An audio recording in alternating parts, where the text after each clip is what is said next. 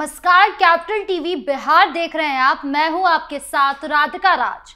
आज इस special story में बात होगी बिहार की सियासत की। बिहार विधानसभा चुनाव हो गए हैं, नई सरकार बन गई है, मंत्रिमंडल में विभाग बंटवारा भी हो गया है, लेकिन अब चर्चा है कि केवल एक विभाग की, वो है गृह विभाग। बिहार के इतिहास में पहली बार ऐसा है कि सबसे ज्यादा वक्त तक मुख्यमंत्री बने जाने वाले नीतीश कुमार के पास मुख्यमंत्री की कुर्सी तो है, लेकिन उनके पास कानून व्यवस्था की कमान नहीं है, यानी कि गृह विभाग नहीं है, जिसके कई कारण निकाले जा रहे हैं। लेकिन उससे पहले आपको बता दें कि सियासत के बाजार में ये सवाल उठ रहा है कि बिहार के उप मुख्यमंत्री सम्राट चौधरी को गृह विभाग तो दे दिया है, लेकिन उनके पास आधी अधूरी पावर्स है। क्या रिमोट कंट्रोल अभी भी नीतीश कुमार के पास है? साथ ही क्या कुछ चल रहा है नई सरकार के बनते ही, सब कुछ बताएंगे आपको विस्तार से।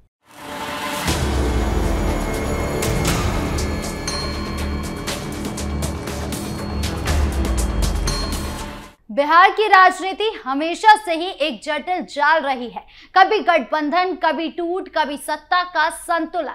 2025 के विधानसभा चुनाव ने एक बार फिर यह साबित कर दिया कि एनडीए ने बहुमत हासिल किया। नीतीश कुमार की जेडीयू और भाजपा की अगुवाई में सरकार भी बनी, लेकिन यह जीत आसान नहीं थी। चुनावी मैदान में जेडीयू को 85 सीटें मिली, जबकि भाजपा को 89, यानी भाजपा अब साफ तौर पर सबसे बड़ी पार्टी है। लेकिन सत्ता का असली खेल तो विभागों के बंटवारे में दिखा। नीतीश कुमार ने मुख्यमंत्री पद को अपने पास तो रख लिया, लेकिन भाजपा को 2 उप मुख्यमंत्री पद सम्राट चौधरी और विजय कुमार सिन्हा और सबसे महत्वपूर्ण गृह विभाग सौंप दिया गया। ये फैसला बिहार के राजनीतिक इतिहास में एक नया पन्ना है। गृह विभाग भारत में सत्ता का असली प्रतीक माना जाता है। पिछले 20 सालों में नीतीश कुमार ने कभी भी इस विभाग को अपने हाथ से नहीं जाने दिया। यही वो विभाग है जिसके दम पर उन्होंने 2005 में जंगल राज को खत्म करने का वादा पूरा किया था, अपराध पर लगाम लगाया था, पुलिस में सुधार किए थे और तेज रफ्तार ट्रायल, महिलाओं की सुरक्षा, अपराधियों के खिलाफ सख्ती, सब कुछ इसी विभाग की ताकत से हुआ है। सुशासन बाबू की छवि जो बनी है, उसकी नींव भी गृह विभाग ही है। अब ये कमान सम्राट चौधरी के हाथ में है, लेकिन सवाल वही पुराना है, क्या ये पूरी कमान है या आधी अधूरी है? सम्राट चौधरी बिहार भाजपा के सबसे तेज उभरते चेहरों में से एक है।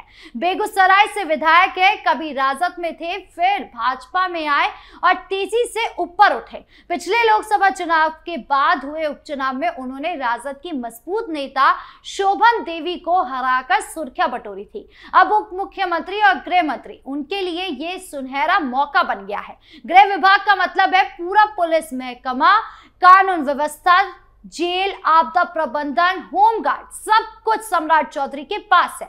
सम्राट चौधरी अब तय करेंगे कि कौन सा आईपीएस अधिकारी कहां तैनात होगा, कौन सा थाना इंचार्ज बदलेगा, कौन सा जिला एसपी हटेगा। जमीनी स्तर पर भाजपा की पकड़ मजबूत करने का इससे बेहतर मौका नहीं हो सकता। राजनीतिक विश्लेषक कहते हैं कि पुलिस तंत्र शासन की जड़ होता है, इससे भाजपा की पहुंच गांव-गांव तक पहुंचेगी। अगर सम्राट चौधरी अपराध पर काबू पा लेते हैं, लैंड माफिया को कुचल देते हैं, सांप्रदायिक तनाव को रोक लेते हैं, महिला सुरक्षा को मजबूत कर देते हैं, तो वो भाजपा के अगले बड़े चेहरे बन सकते हैं बिहार के अंदर। भाजपा हाईकमान का भी यही संदेश है, प्रदर्शन दो, वरना 2029 लोकसभा चुनाव में बिहार की सीटें कम हो सकती है। लेकिन चुनौतियां भी कम नहीं है। बिहार में अभी भी अपराध की दर चिंताजनक है। शराबबंदी के बावजूद शराब माफिया सक्रिय है, जमीन कब्जे के मामले बढ़ रहे हैं, साइबर क्राइम बढ़ रहा है। सबसे बड़ा सवाल तो यही है कि क्या सम्राट चौधरी के पास पूरी ताकत है? यहाँ आता है नीतीश कुमार का वो मास्टर स्ट्रोक जिसने सियासत के पंडितों को भी हैरान कर दिया। गृह विभाग तो सम्राट चौधरी को दे दिया, लेकिन सामान्य प्रशासन विभाग यानी कि GAD नीतीश कुमार ने अपने पास ही रख लिया है। यह विभाग बिहार की पूरी नौकरशाही का दिल है।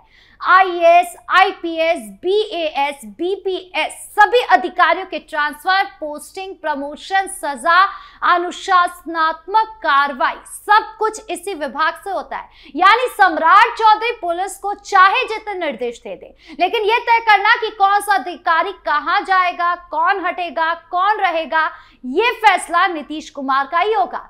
सियासी गलियारों में इसे रिमोट कंट्रोल कहा जा रहा है। एक वरिष्ठ पत्रकार ने सटीक कहा, नीतीश जी ने गृह विभाग देकर भाजपा को खुश तो कर दिया है, दिखा दिया कि वो बड़े दिल वाले, लेकिन असली चाबी अपने पास रख ली है। अगर कानून व्यवस्था बिगड़ती है तो जिम्मेदारी सम्राट चौधरी की होगी, लेकिन सुधार के लिए नीतीश की मुहर चाहिए होगी। ये नीतीश कुमार की पुरानी रणनीति है। वो सत्ता का संतुलन बनाने के माहिर खिलाड़ी हैं।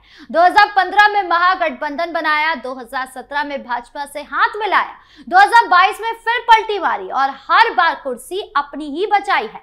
2025 में भी वही खेल हुआ, गृह विभाग देकर भाजपा को कांटों भरा ताज पहना दिया।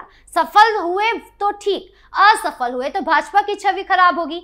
नीतीश खुद को सुशासन का चेहरा बनाए रखेंगे। सम्राट चौधरी के लिए आधी अधूरी ताकत सिरदर्द भी बन सकती है। सियासी बाजार में फुसफुसाहट है कि पावर तो दे दी, लेकिन रिमोट अभी भी नीतीश कुमार के ही हाथ में है।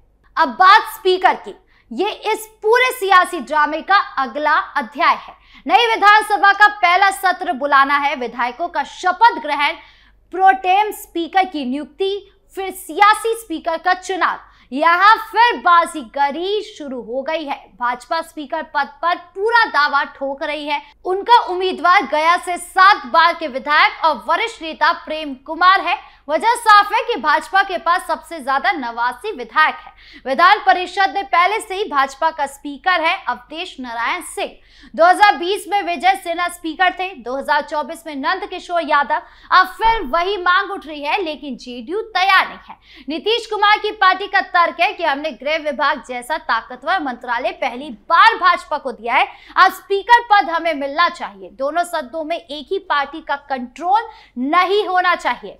जेडीयू अपने कई नाम आगे कर रही है। ये बाजीगरी नीतीश की ताकत दिखाती है। गृह देकर भाजपा को मजबूत किया, लेकिन स्पीकर मांगकर संतुलन बनाया। राजनीतिक जानकार कहते हैं कि ये गठबंधन की असली परीक्षा है। अगर स्पीकर पर सहमति नहीं बनी तो मंत्रिमंडल विस्तार रुक सकता है, सत्र में अड़चन आ सकती है।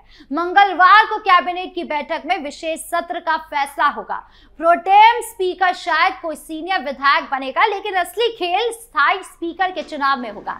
जेडीयू को मिला तो नीतीश का कद बराबर रहेगा, भाजपा को मिला तो गठबंधन में तनाव बढ़ जाएगा। ये सब मिलाकर बिहार की सियासत का नया चक्र बन गया है।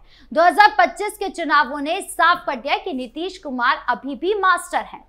उम्र 84 हो चुकी है, लेकिन दिमाग पहले से ज्यादा तेज हो गया है। भाजपा दिल्ली से दबाव डाल रही है, बिहार पर पूरा कब्जा करिए, 2029 लोकसभा की तैयारी करिए। लेकिन नीतीश जानते कि बिना संतुलन के गठबंधन एक पल में टूट जाता है।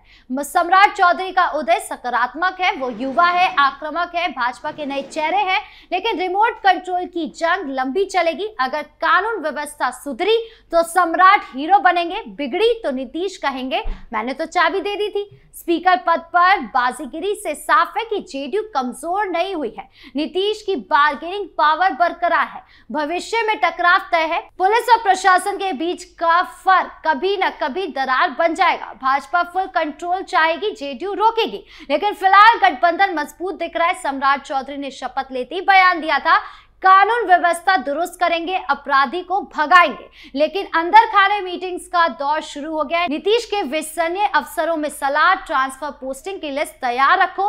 भाजपा के लोग कह रहे हैं कि पुलिस में बड़े सुधार लाएंगे, लेकिन जीएडी के बिना वो सुधार अधूरे रह जाएंगे।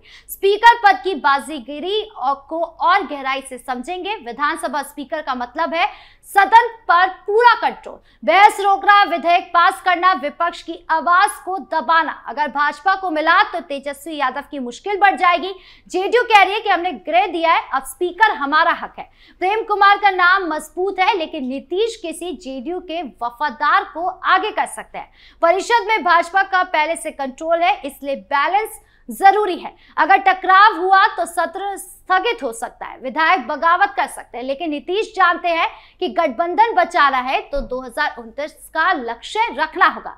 बिहार की सियासत में ये खेल अभी लंबा चलेगा।